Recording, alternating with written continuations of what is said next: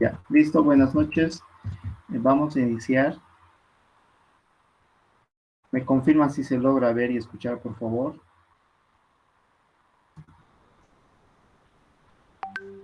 ¿Todo bien? Sí o sí se ve y se escucha. De acuerdo, gracias. Entonces, lo que nos queda hacer para estar casi al mismo ritmo que en clases con el INGE es la carga armónica. Esta carga armónica puede ser con amortiguamiento o puede ser sin amortiguamiento. Lo que vamos a hacer va a ser con amortiguamiento y si se necesita que no tenga amortiguamiento, simplemente donde esté el amortiguamiento ponemos cero, ¿no? Y se anula todo, la parte de la ecuación que no se necesita. Muy bien. Entonces, ¿cómo hacemos? Eh, Vamos a hacer lo clásico, lo que casi siempre hacemos, ¿no? Darnos un peso, por lo general 25 toneladas sabemos trabajar. Listo. Esto de aquí son las propiedades internas de la estructura, ¿no? Su peso, su rigidez.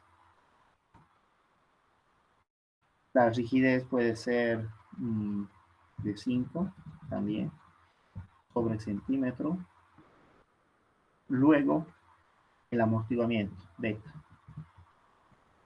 Beta 5 también puede ser bien, 5%.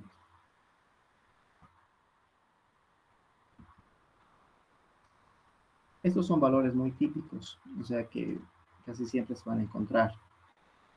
Entonces, estas son las propiedades internas de la estructura. A esta estructura se le está aplicando una fuerza, o sea, el sistema está en reposo y se le aplica una determinada fuerza.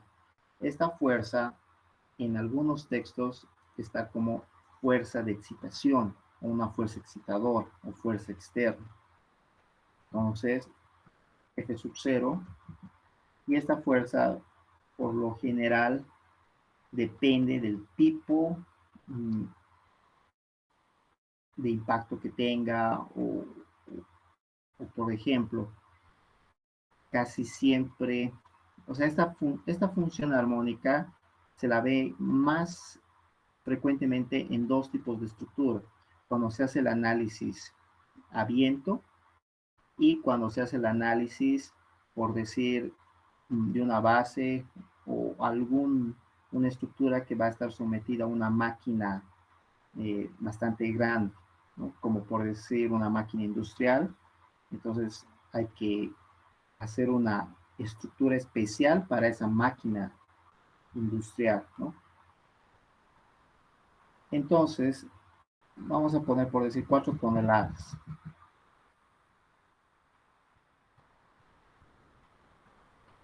Algo que también tiene que ser como una característica de esta fuerza, ¿no?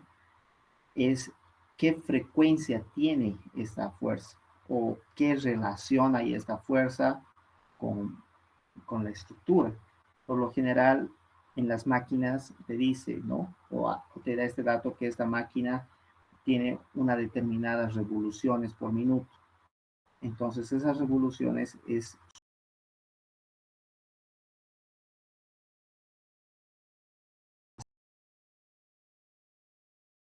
en nuestro caso, el ingeniero lo ha puesto como omega ray, ¿no? Entonces yo lo voy a poner omega primo para decir algo. Y este llega a tener una relación con la frecuencia de la estructura. Hemos visto que si esta relación se iguala, se da el fenómeno de resonancia. Entonces, tiene que tener un porcentaje un poco menor a este. Algo típico puede ser 40%, 50, 60%, exagerado. Vamos a poner 40%.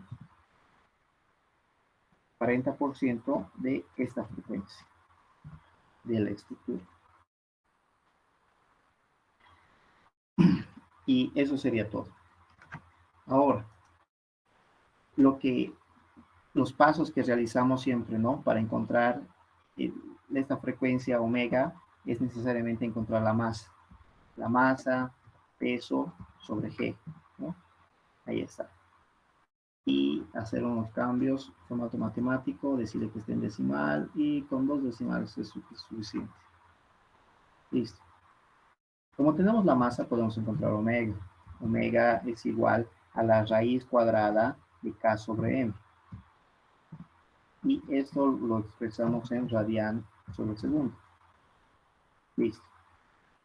A esto podemos encontrar el periodo. El periodo es 2 veces pi sobre este omega que hemos encontrado. Listo. Ya está.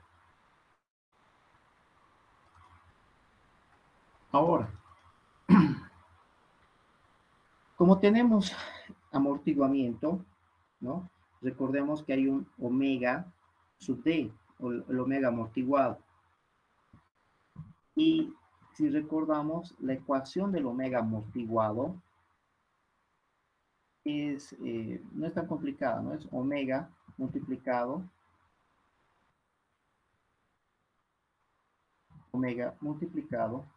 y aquí venía la raíz cuadrada, ¿no? Aquí es 1 menos beta al cuadrado. Y esto en radianes también, sobre segundo. A su vez podemos encontrar también su periodo.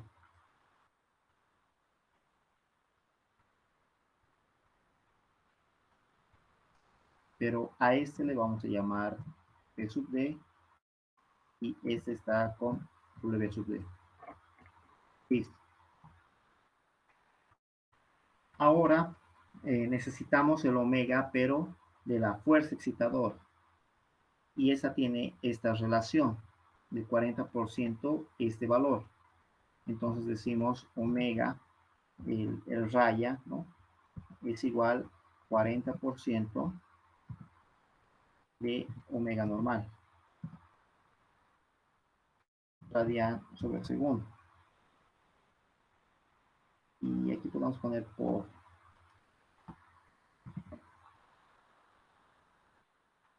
esta. Y a su vez también podemos calcular qué periodo tiene esta frecuencia. Entonces a esta la vamos a llamar prima o subraya, ¿no? Y este también va a ser prima calculado con este de aquí. Ahí está. Entonces estos serían sus respectivos, sus frecuencias y sus periodos. Más adelante vamos a ver que es muy importante calcular la frecuencia y el periodo, porque ya no vamos a hablar de sistemas de un grado de libertad, sino vamos a hablar de sistemas de varios grados de libertad, donde sus frecuencias y sus periodos son muy importantes para hacer el cálculo de sus respectivos desplazamientos de cada nivel. Por el momento nos vamos a quedar aquí. Ya. Una vez calculado esto, ¿qué es lo que necesitamos calcular? Bueno, como ya tenemos los omegas, ¿no? Tenemos el omega raya y el omega normal, podemos calcular lo que es gamma.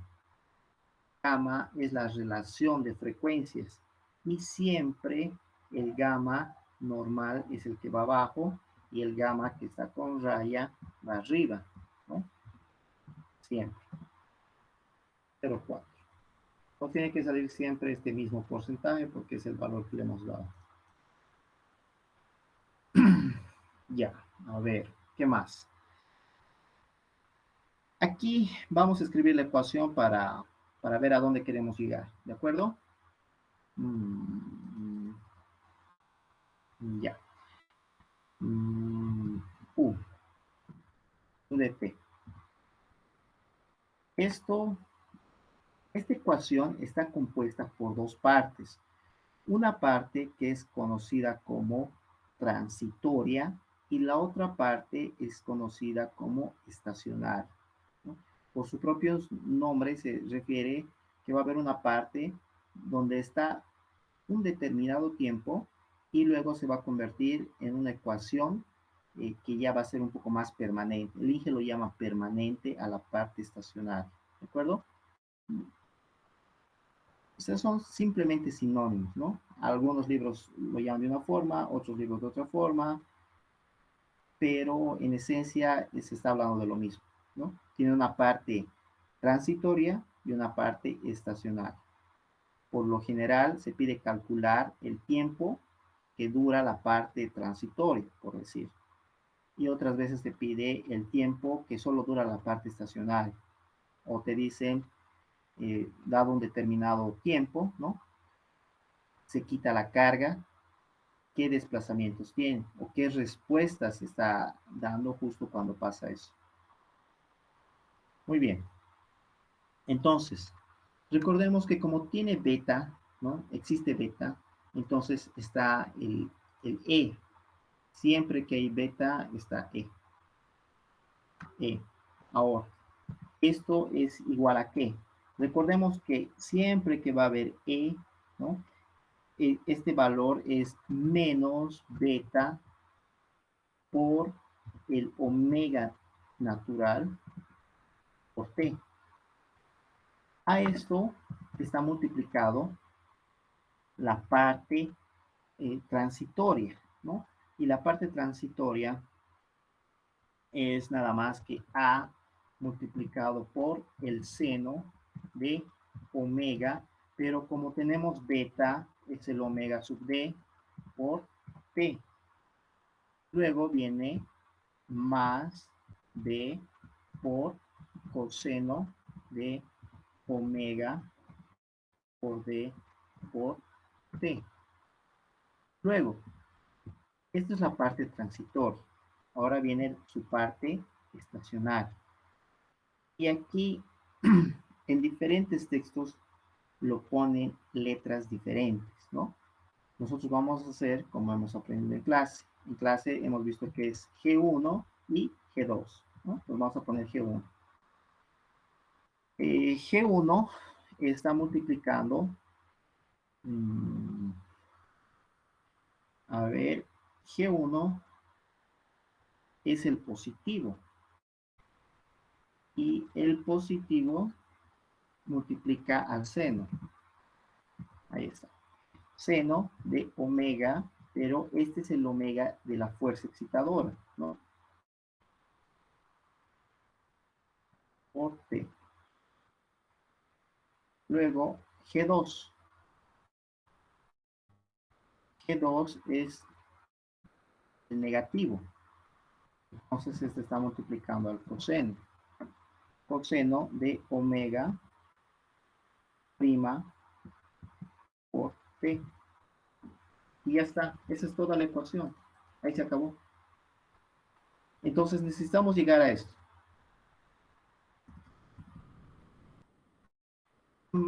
Podemos despejar A, B, G1, G2, podemos encontrar, ¿no? Pero esto ya lo hemos hecho, o ya se hizo en clases, ya se encontró cuánto es G1, cuánto es G2, cuánto vale B, cuánto vale A. Esto ya se ha definido en clases, ¿no? Lo que voy a hacer va a ser escribir tanto A, B, G1 y G2. Bueno, A llega a tener la siguiente característica. A viene de la expresión cuando se la deriva esta ecuación que está en la parte inferior, ¿no? Condiciones iniciales, t igual a 0, posición inicial 0, velocidad igual a 0, y pam, pam, pam, pam, y de ahí sale A, ¿no? Despejamos A. Entonces, ya. A y B están en función de G1 y G2. Tal vez sea necesario primero escribir G1 y G2. Pero ya, a ver, vamos a hacerlo así. Yo voy a decir lo siguiente. Voy a decir, además que este A esté en función de B.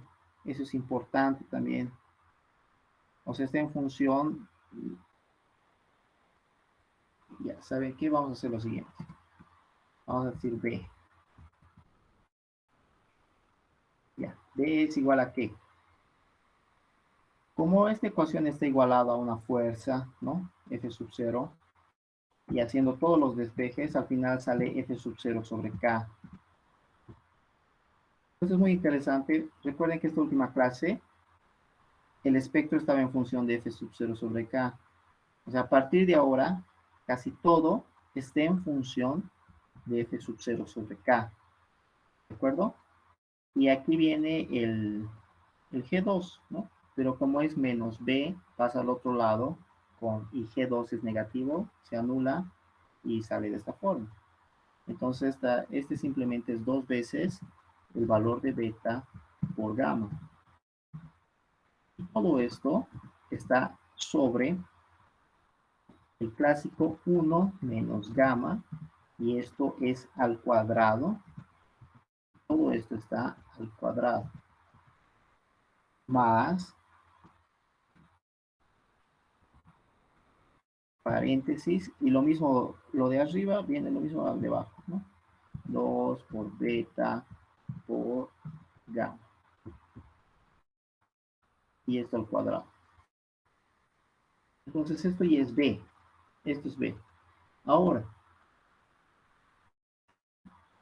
a esta ecuación, ¿no? Viene de esto cuando igualamos a 0. Se hace todo, aquí seno 0, por eso aquí estaba este G. Esto de aquí es simplemente G2, pero es negativo. Y cuando pasa al otro lado, ¿no? Cambia de signo y por eso aquí está positivo. Entonces ahora vamos a escribir A. Ahora A viene de la siguiente forma. A sale, cuando sale la derivación de la ecuación de abajo, se convierte en velocidad, igualamos a 0 y de ahí despejamos A. Entonces aquí es B multiplicado por beta. Y aquí viene la relación, pero no es una, o sea, es una relación de frecuencias interesante, ya que no es el gamma como tal, sino es el gamma normal, pero sobre gamma sub B, amortiguado. Y aquí recién viene menos F sub 0 sobre K. Y todo esto va multiplicado por el valor de G, pero esta vez sería el valor de G1. Entonces G1 tiene una particularidad de esta forma. Y este valor siempre es al cuadrado. Al cuadrado. Todo esto. A ver. Ahora sí. Y todo esto sobre lo mismo que habíamos anotado hace rato, ¿no? Es 1 menos gamma 1 menos gamma al cuadrado.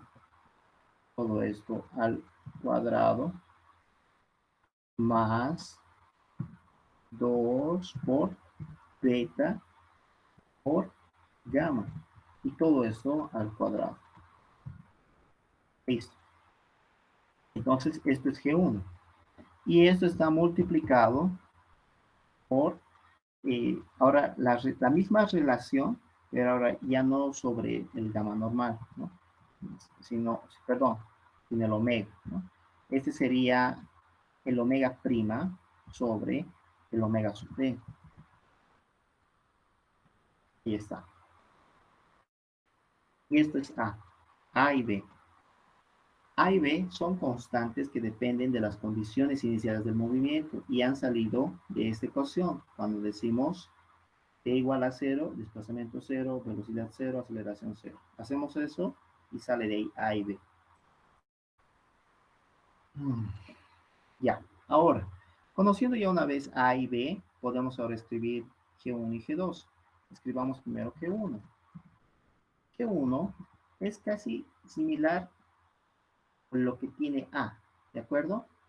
Con la particularidad de que aquí es F sub 0 sobre K multiplicado por lo mismo que está en A, ¿no? Lo mismo, tal cual. Entonces, paréntesis, 1 menos gamma al cuadrado. Y todo esto sobre 1 menos gamma al cuadrado, y todo esto al cuadrado, más, paréntesis, de nuevo, 2 por beta por gamma, y esto también al cuadrado. Listo. Entonces, este es el valor de G1. Ahora, G2. Vamos a anotar aquí. G2. G2 es negativo, ¿de acuerdo? Pero vamos a hacerlo de esta forma. Vamos a decir F sub 0 sobre K multiplicado paréntesis, y aquí ponemos el negativo, aquí adentro. 2 por 2 por beta por gamma, ¿no? Lo mismo que tiene B. Sobre lo mismo, ¿no? Lo mismo. Es 1 menos gamma cuadrado, todo esto al cuadrado, más, paréntesis, 2 por beta por gamma, y todo esto al cuadrado. Y ya está, y esto es G2. Entonces, hay valores que se van repitiendo, ¿no? Hay un determinado patrón que se repite. Y ya, eso es todo, ya tenemos nuestra ecuación. Ahora sí podemos graficar, ¿no? Vamos a graficar. Ponemos gráficos, insertar gráfico. Y aquí está. Este valor de aquí lo vamos a dejar en 0. Agrandamos un poco más. Quizá si subimos este gráfico un poco. Ahí. Nos vamos a formato de gráfico. Decimos que el fondo esté blanco. El color de la traza que esté azul. Lo vemos un poco más pesado, más grueso. Y ya. Entonces, el eje Y es el eje del desplazamiento, ¿no? Entonces decimos U de T. Pero recordemos que si ponemos así, nos va a salir error, ¿verdad? Tenemos que especificar que este tiempo está en segundos. Entonces le ponemos S. Ahora, las unidades, como es desplazamiento y nosotros el desplazamiento lo estamos evaluando en segundos, lo ponemos en centímetros, perdón, en centímetros, ¿no? Y aquí decimos que esté evaluado en el otro eje el tiempo. Y ahí está. Entonces, 10 segundos me parece mucho, o inicialmente parece grande. Vamos a poner simplemente 5, por decir, ¿no? Entonces, para estos datos en específicos, ¿no? Para estos datos específicos, la curva se está comportando de esta forma, o sea, la estructura se está comportando de esta forma. Preguntas clave o preguntas que son muy frecuentes es el desplazamiento máximo y en qué tiempo ocurre. Entonces aquí voy a mi gráfica, gráficos, añado una traza horizontal, color de la traza puede ser rojo, cambiamos el espesor y el estilo de línea, ¿no? Ahí está. Entonces yo digo que es mi punto máximo, está más o menos por ahí, ¿no? A los 1.22. ¿En qué tiempo ocurre? Lo mismo, un gráfico vertical, formato, lo cambiamos de color, uno naranja tal vez, el espesor y el tipo de línea, ¿no? Y movemos. Y esto está ocurriendo más o menos por ahí, 0.33 tal vez, ¿no? Entonces ese es el desplazamiento máximo, que a simple vista se puede ver, ¿no? Porque los otros valores que están aquí abajo no son. Ahora, el ingeniero ha dicho que también el desplazamiento máximo se puede encontrar con la raíz cuadrada de G1 al cuadrado más G2 al cuadrado. ¿verdad? Y sí, se puede encontrar así el desplazamiento máximo, pero ese desplazamiento es el desplazamiento máximo cuando ya está el sistema en una parte estacionaria. Por ejemplo, a simple vista, vamos a incrementar el gráfico. En vez de 5, vamos a poner 8. Entonces podemos ver que aquí esto va hasta cierto punto, ¿no? Más o menos por aquí tal vez, o por aquí, y de ahí ya se empieza a estacionar, o sea, se estabiliza. ¿Cuánto es ese valor? Es otro marcador, ¿no? Y creo que ese es el pico, ¿no? Ahí más o menos. Abajo también tiene que ser lo mismo. Vamos a poner lo que sea ahí. ¿De acuerdo? 0,96. Color, espesor, tal vez este de aquí mejor. O un verde. Ya. Ahí más o menos está, ¿no? 0,96, tal vez. Pero vamos a ver qué nos dice de forma analítica. Recordemos que es G1 y G2 al cuadrado. Vamos a hacer U máximo. Pero este no es el máximo total, sino es en la parte estacionaria. Ahora sí, raíz cuadrada de G1 al cuadrado. A ver, sí. Ahora sí, al cuadrado más G2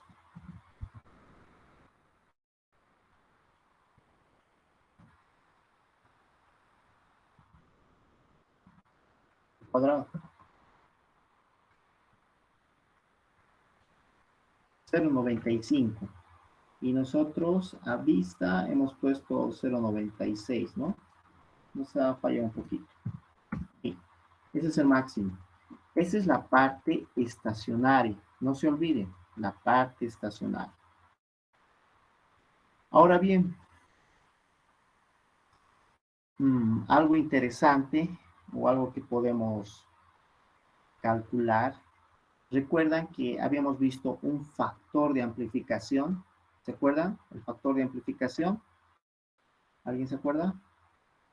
¿Alguien se acuerda cómo era la ecuación del factor de amplificación?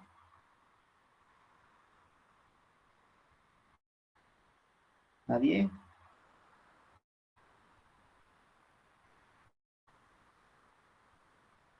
Bueno, antes era complicado calcular este G1 y G2, ¿no? Era complicado porque no teníamos o no se tenía así los programas matemáticos que puedan hacer estos cálculos rápidos.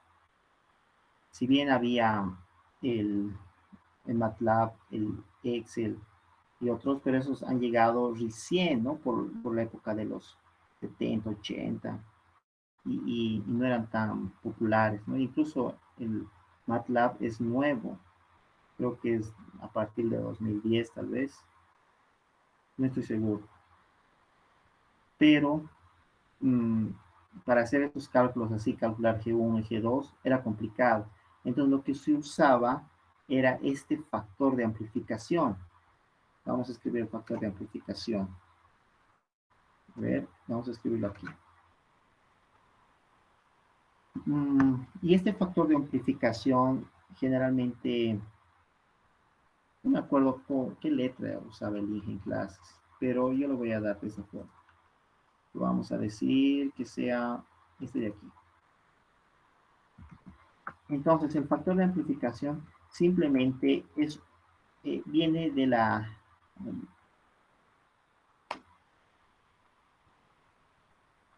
O sea, sale simplemente cuando hacemos las derivadas, ¿no? De la ecuación, sacamos factor común y ahí está este G1, G2 y todo lo demás, ¿no? De ahí viene este factor de amplificación. Y es así, ¿no? 1 sobre, es muy similar a esos de G1, G2 porque viene de ahí, nada más. Entonces aquí es 1 menos gamma, ¿no? Lo mismo, 1 menos gamma al cuadrado, todo esto al cuadrado, y aquí está más el valor, ¿sí? 2 por beta por gamma. Esto en clases el ingeniero lo ha demostrado, no ha sacado de dónde viene. Y nada más es eso. Este es el factor de amplificación. Y me dice que es 1.19. Entonces, ¿qué es lo que se hacía? Uno quería la respuesta, eh, o sea, uno generalmente era más fácil calcular la respuesta estática, ¿no? Uno tenía la respuesta estática y esta respuesta estática le multiplicaba este factor de amplificación y esa ya era la respuesta dinámica, ¿no? Por decir, la respuesta estática simplemente es, como dice, ¿no? El estático. Y el estático, vamos a decir, pero esto ya va a ser dinámico. Vamos a poner máximo, pero es en la parte estacionaria. 2 lo vamos a llamar, ¿de acuerdo? Entonces, a la respuesta estática se le aumenta el factor de amplificación y nos da la respuesta máxima estacionaria o el dinámico. Y la respuesta estática simplemente es F sub 0 sobre K. Eso también tiene su bonita demostración. Podemos en algún momento hacer, ¿de acuerdo? Multiplicado por esta variable. Si a la respuesta estática le multiplicamos el factor de amplificación, nos tiene que dar el mismo valor dinámico, ¿no? Ahí está 0.95, que es lo mismo que la raíz cuadrada de G1 y G2. Aquí, ¿dónde está la respuesta estática? Bueno, podemos graficar la respuesta estática. Gráficos, y aquí añadimos, ¿no? Una nueva traza. Nos paramos aquí, primeramente. A ver, ahí. Gráficos, una nueva traza. Ahí está, ahí nos manda abajo. Entonces yo quiero graficar la respuesta estática. ¿Cómo es la respuesta estática? Simplemente esto. Para que yo pueda graficar la respuesta estática, primeramente necesito definir, ¿no? Esta fuerza estática. Y la fuerza estática simplemente es, como dice aquí, F sub 0 sobre K. Pero si yo pongo F sub 0 sobre K, es como si fuera una fuerza normal, ¿no? Entonces lo que tenemos que hacer es definir la fuerza. ¿Y esta fuerza qué es? Bueno, pues es una fuerza senoidal, ¿no? La vamos a llamar F, F de t, que está en función del tiempo, lógicamente, y tiene una fuerza inicial F sub 0, y esto está multiplicado por el seno de omega prima por t. Ahí está. Esta es mi fuerza. Y esta función es la que tiene las características de los vientos, ¿no? Se calcula de esta forma y su ecuación de respuesta es esta. Y también tienen las máquinas que son industriales para hacer el cálculo de saber si la base de la estructura puede entrar en resonancia con la máquina. Tenemos que hacer esta comparación, ¿no? Es necesario. Entonces, ahora, ¿cuál sería esta respuesta estática que estamos buscando? Bueno, es la siguiente. Respuesta estática, ¿no? En función del tiempo es igual a lo siguiente. Esta fuerza, hemos dicho que simplemente es la fuerza sobre la rigidez. Esta. Ahora, yo quiero ver esa fuerza estática en la gráfica, o quiero saber qué es lo que me dice, ¿no? Qué es lo que se nota. Entonces ahora graficamos esta respuesta estática. Decimos ST, y esto está en función del tiempo, y este tiempo está evaluado en segundos, y esta respuesta estática está en centímetros. Listo. Vamos a gráficos, color de traza, vamos a cambiarlo, que sea uno, por decir, si este es azul, que sea este tono. este de aquí, o algo que se note. Vamos a poner este de aquí. Cambiamos su espesor y ahí está, ¿no? Mm,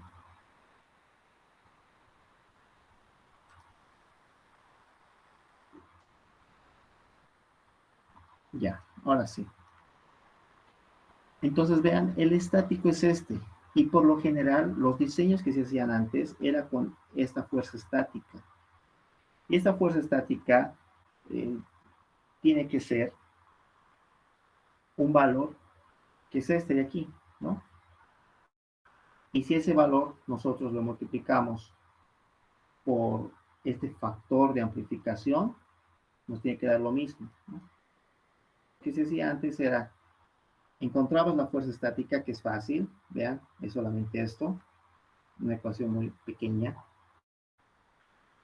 y a eso le añadías este factor de amplificación y se convertía en tu respuesta dinámica, ¿no? Pero, ¿qué es lo que sucede? Lo que sucede ahí es que esta respuesta dinámica, se dan cuenta, no es la máxima. Entonces no servía para hacer diseños, pero aún así se hacía el diseño, porque ahí entraban los códigos que tenían algunos factores de seguridad, ¿no? Entonces decía, si tu respuesta estática es más o menos de este valor, entonces se recomienda utilizar este factor de seguridad. Y ahí está. Y se cubría con eso este valor. Pero luego se cambia ese tipo de diseño, ¿no? Y, y bueno, pues ahora se puede conocer más exactamente dónde se está dando la respuesta máxima. Y la respuesta máxima, vean, es mucho más grande que la respuesta estática y que la respuesta dinámica normal, ¿no? Mucho más grande. Y se está dando en la parte donde es transitoria. Pero se puede dar que una vez que tú haces esto y decides retirar esta fuerza, se convierte en cero, ¿no? Se convierte en cero y justo cuando retiras se puede dar un salto más grande. Puede tener más grande, puede ser ese desplazamiento más grande incluso que este que está aquí. Puede suceder, se puede dar. Todo depende de las características internas del sistema, o sea, de sus propiedades y también del tipo de fuerza que se esté aplicando. ¿De acuerdo? Se puede dar. Entonces, esto es la parte de vibración libre. No, no es vibración libre. O sea, tiene parte de vibración libre. No siempre está la vibración libre. Pero esto es la parte del armónico con amortiguamiento. Habíamos dicho, si queremos que sea sin amortiguamiento, entonces aquí lo ponemos cero. Pero si ponemos cero, se va a indeterminar algunas ecuaciones. Por ejemplo, bueno, en este caso no, ¿no? Aquí, a ver, beta has hecho cero y todavía quedaba esto. Entonces, sigue lo mismo.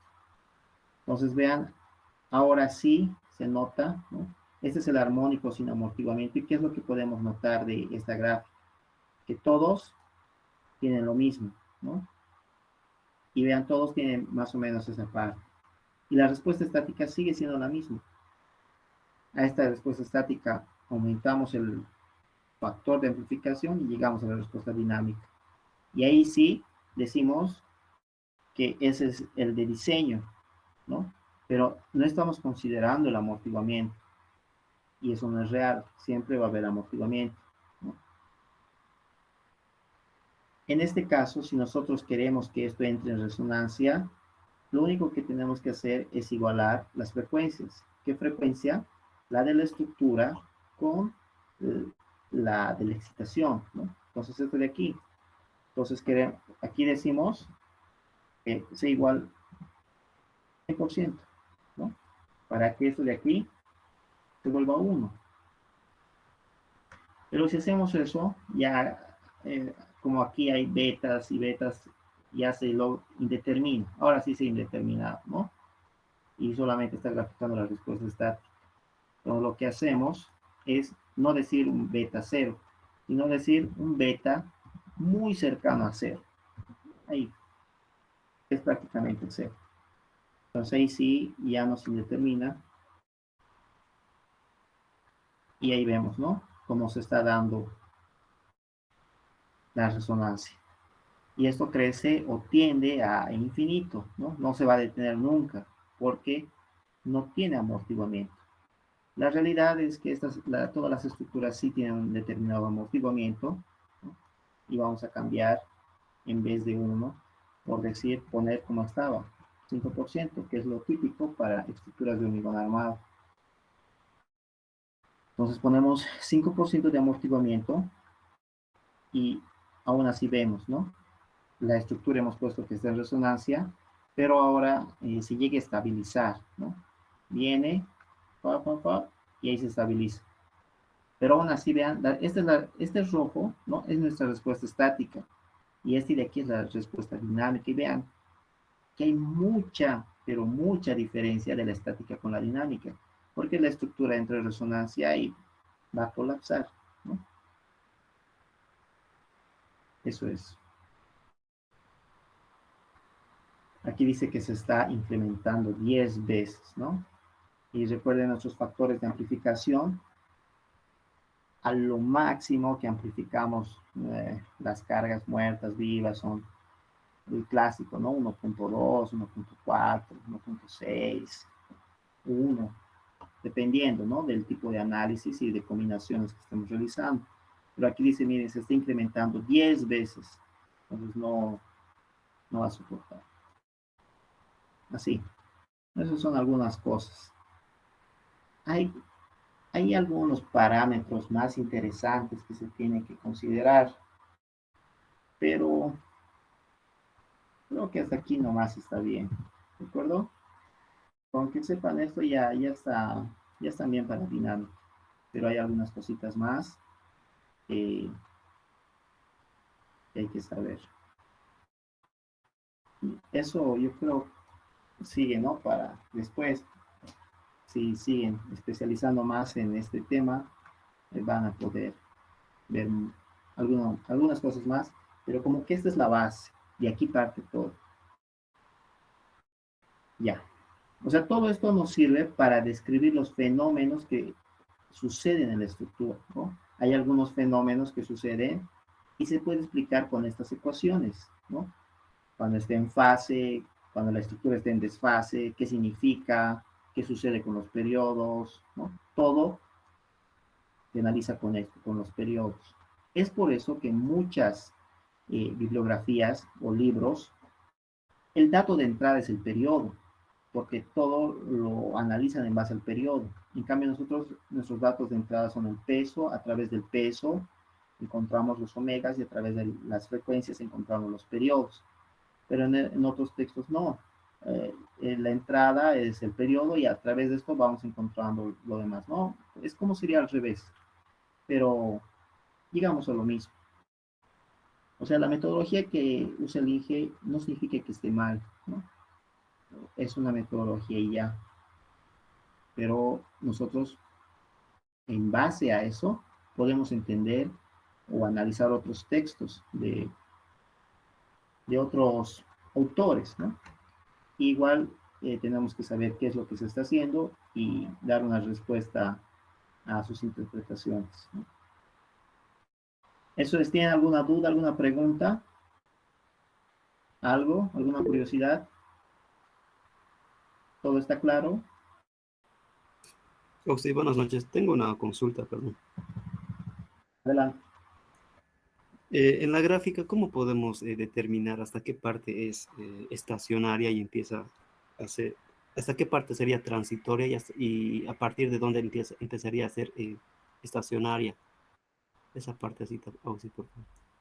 De acuerdo. Para eso simplemente tenemos que ver la ecuación. La parte que hace esto de aquí, como vamos a apagar esta de aquí, ¿de acuerdo?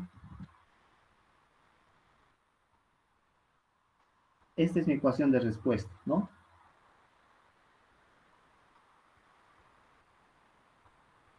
Esta es mi ecuación de respuesta y yo tengo que veo que esta es la parte transitor, ¿no? Y luego se convierte en una estacionaria.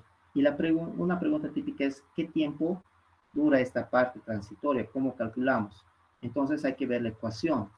¿Qué parte de esto de aquí se encarga de esta parte y qué parte se encarga de esto? Bueno, hemos visto que si sacamos raíz cuadrada de G1 y G2, me daba este valor, que era exactamente cuando se vuelve estacionario, ¿no? Entonces decimos que toda esta ecuación de aquí se encarga de esta parte. Entonces, por lógica, todo esto que está en este otro lado es encargado de todo esto. Entonces, ¿cómo saco el tiempo, no? ¿O cómo calculo? Bueno, simplemente anulo esta parte de aquí, igualo a 0 y saco el tiempo, ¿no? Y me va a dar un determinado tiempo.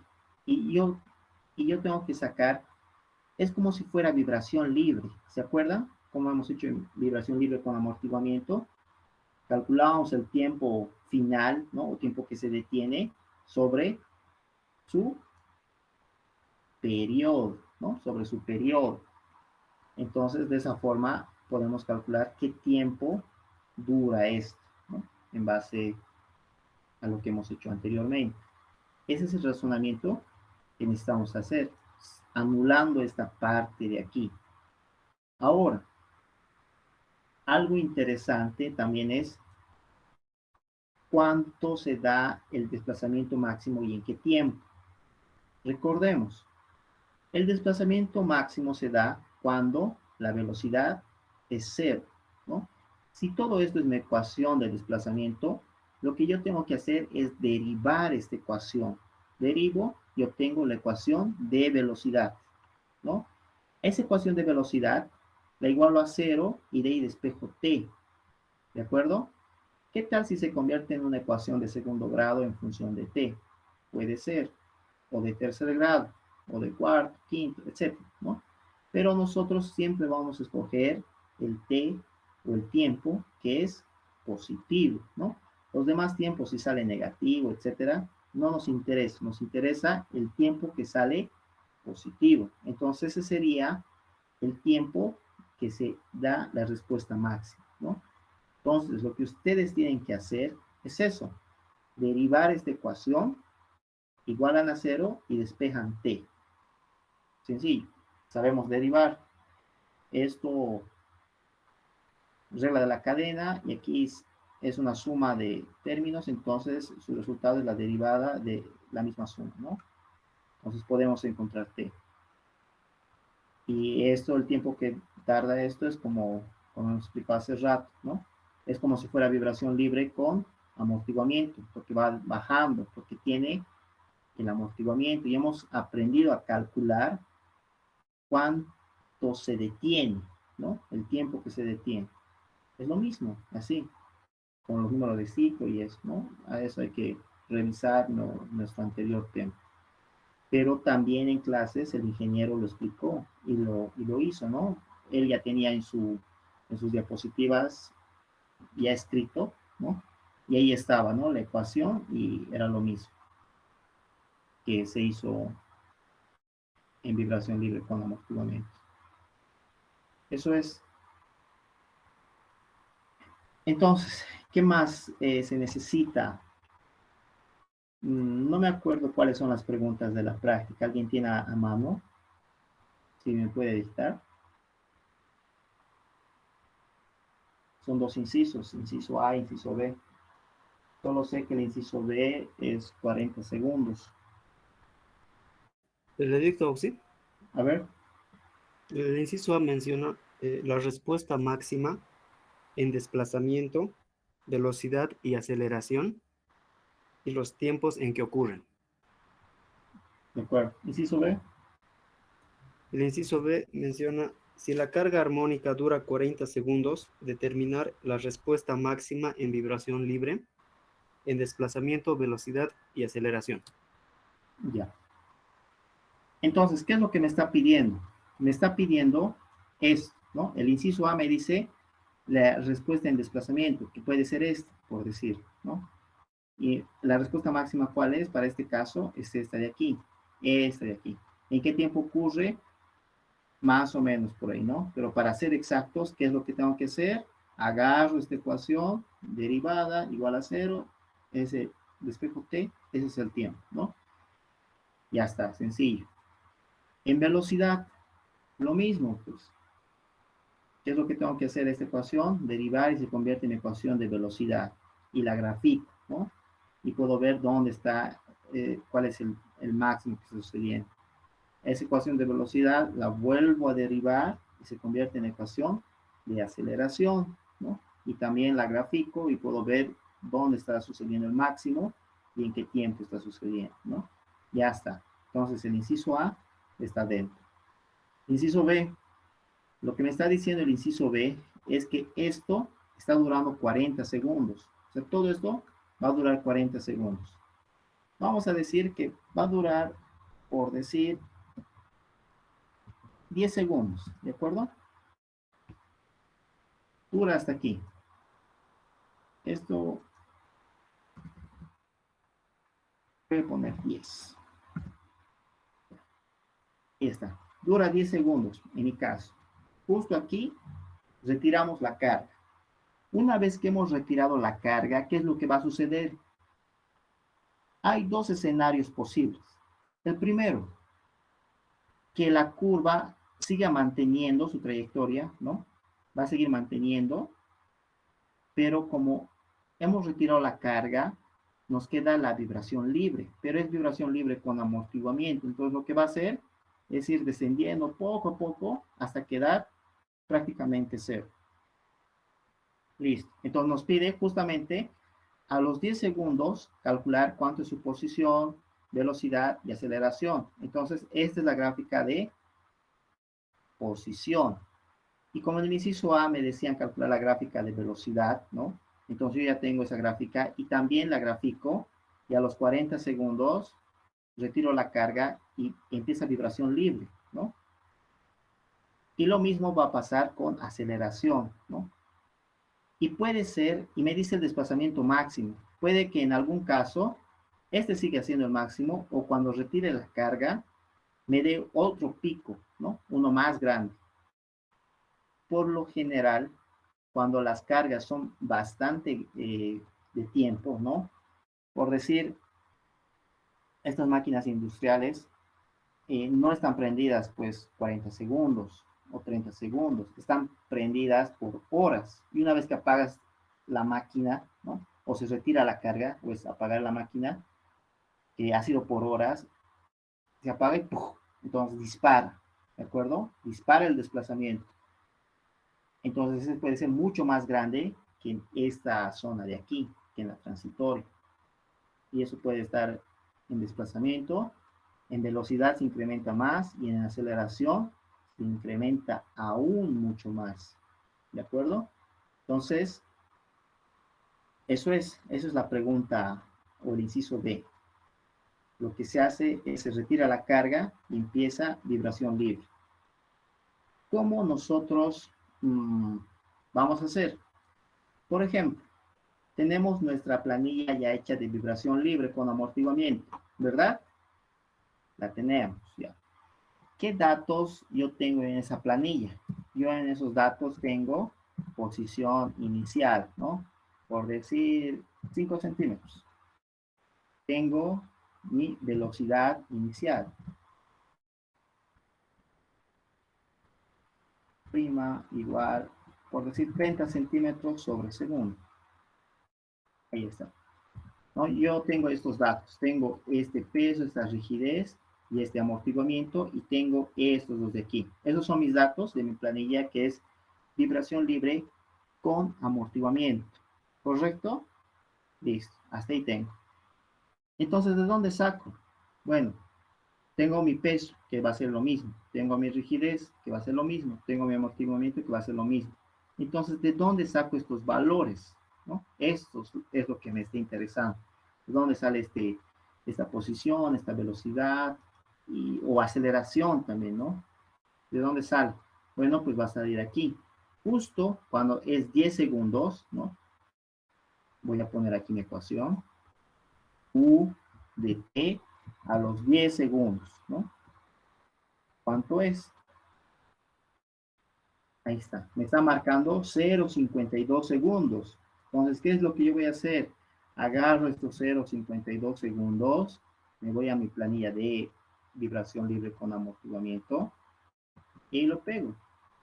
Ese va a ser mi posición inicial. Ahora, como ya he hecho mi gráfica de velocidad, también voy a tener mi ecuación de velocidad, ¿verdad? Porque esta ecuación la voy a derivar una vez y se convierte en ecuación de velocidad. Entonces pongo también para 10 segundos, me va a dar un valor, ¿no? Por decir, me da 30 segundos. So, 30 centímetros sobre segundo. Entonces eso voy y pongo aquí, ¿no? Y con eso ya se va a graficar automáticamente mi gráfica de vibración libre con amortiguamiento, ¿no? Y voy a poder ver cuánto se está marcando. Para esas condiciones iniciales puede que no se dé, por decir, en este caso está creo que saliendo 1,25, pero puede que cuando yo ponga estas condiciones iniciales me salga 2 o 2,5.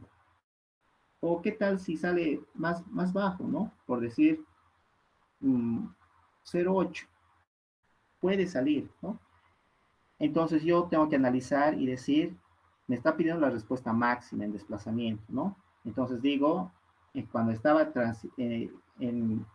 con la carga, tenía este valor, y retirado la carga me está dando este otro valor. Entonces, ¿cuál es mi máximo?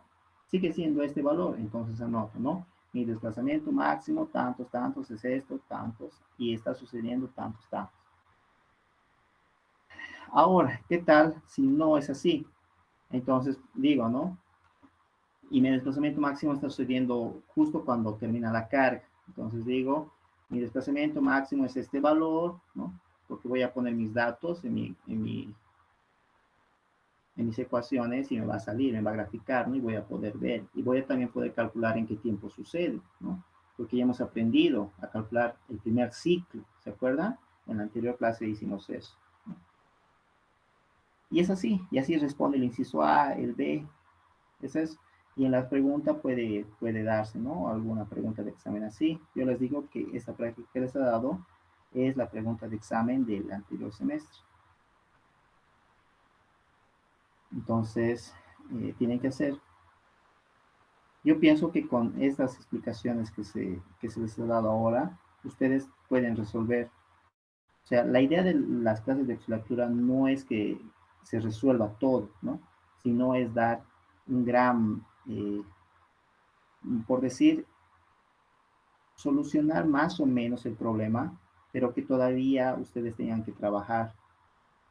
Ustedes ya con esto ya tienen todo lo que se necesita para terminar esta práctica 1, ¿verdad? ¿Alguien tiene alguna pregunta más?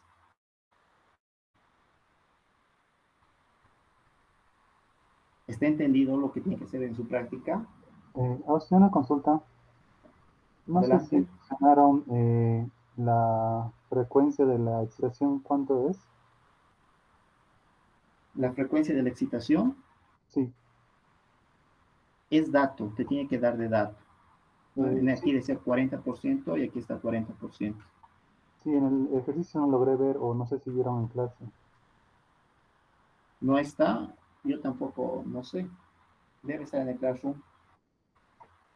¿No está? ¿Alguien a ver que verifique? A ver, esperen. Creo que han pasado al grupo. Voy a buscar mi celular. ¿Está o no está?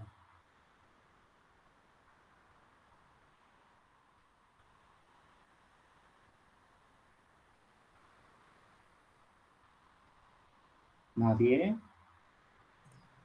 No, Agustín no está.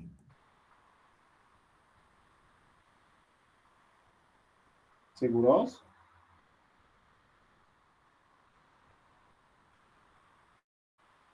Ya. Si no está, pónganle 60%. ¿De acuerdo? Ese va a ser su dato, 60%. Nosotros hemos trabajado con 40, ustedes van a trabajar con 60%. Está bien, Agustín, gracias. Listo. ¿Alguien tiene alguna pregunta más?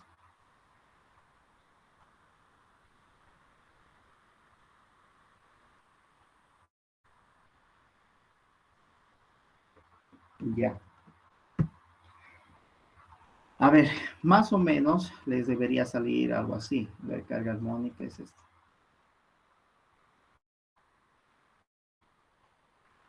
Se puede unir todo el sistema, ¿no? Por ejemplo, aquí yo tengo ya con mis condiciones iniciales. ¿Qué es lo que les había dicho? ¿No? Ustedes grafican a los 40, 30, 10 segundos, les da una posición, una velocidad y ponen aquí, ¿no? Entonces, se puede hacer.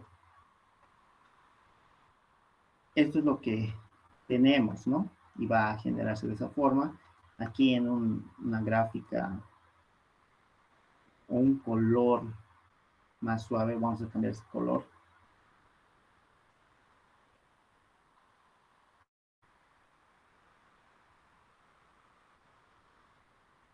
A ver dónde está, dónde está. Ahí está, ¿no? Entonces este lo vamos a poner, por decir, rojo. Y cambiamos el espesor.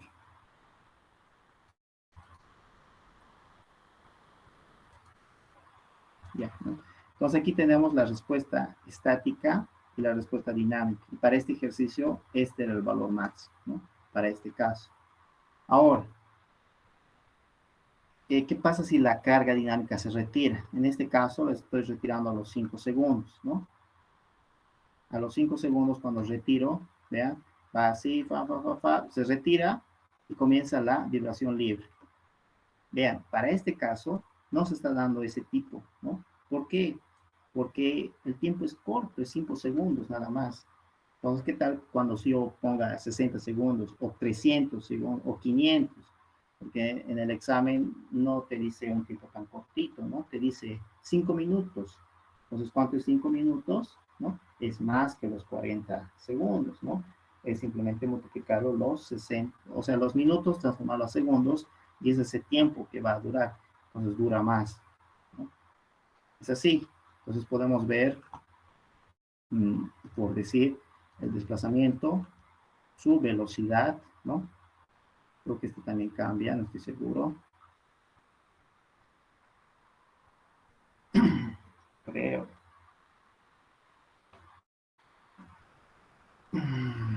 ¿Ha cambiado? ¿No ha cambiado? La escala sigue la misma. Entonces, este es de desplazamiento nomás. Y este es de velocidad. Y este es de aceleración, ¿no? Entonces, el de aceleración, vean, la respuesta estática ya ni se nota, ¿no? Vean, es mucho más grande. La respuesta estática está ahí, casi imperceptible. En la velocidad todavía se nota un poco.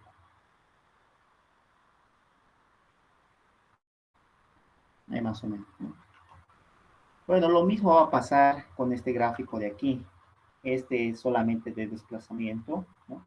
Y cuando es de velocidad, puede que se dé un pico más grande aquí, o justo al acabar, y lo demás, ¿no? Entonces, su tarea de ustedes es hacer eso, ¿no? Y es su práctica. Y eso les va a servir para el examen. O sea, tienen que tener esa planilla terminada, sí, sí. Y mucho mejor si su gráfico está así, metido en uno solo. ¿De acuerdo? Pero si no, pues eh, ponen nomás sus condiciones iniciales a los 10 segundos, papá, y ya, ¿no? Nada más, eso es todo. ¿Alguna pregunta? ¿Algo que, alguna inquietud de lo que hemos hecho o lo que hemos visto hoy?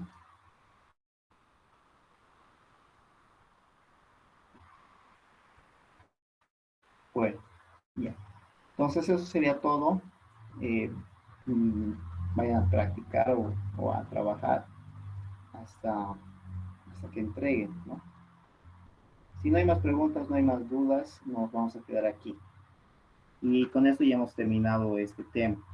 La clase pendiente que falta es la validación de estas respuestas, ¿no? O sea, sabemos que sí funcionan, son válidas esas soluciones, pero hay que hacer la validación.